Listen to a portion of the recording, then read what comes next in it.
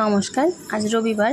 গতকাল মায়ের অপারেশন হয়েছে, আর আজকে রবিবার আমরা ভাবলাম যে স্বাস্থ্যসাথী কার্ডে ছুটি হবে না, অ্যাপ্রুভাল দেবে না।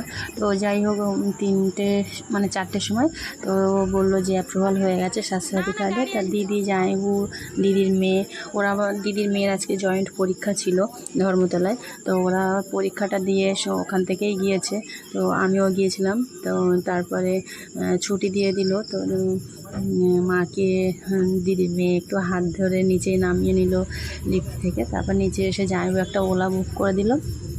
জামাইবুর একটা গাড়ি ছিল, তো গাড়ির ড্রাইভার আমাদের একটা ওলা বুক করে দিল। সেই ওলা করে আমরা চলে আসলাম। আর দিদি, জামাইবু ওরা সব গেল ওদের গাড়িতেই। আর তার মধ্যে একটু নার্সের সাথে একটু কথা বলে ওরাও মার কী করতে হবে, তারপরে ওষুধপত্র দিদি আর আমি দুজন মিলে কিনে নিয়ে আসলাম। নিয়ে এসে মাকে ওলা করে আমি আবার বাড়ি নিয়ে চলে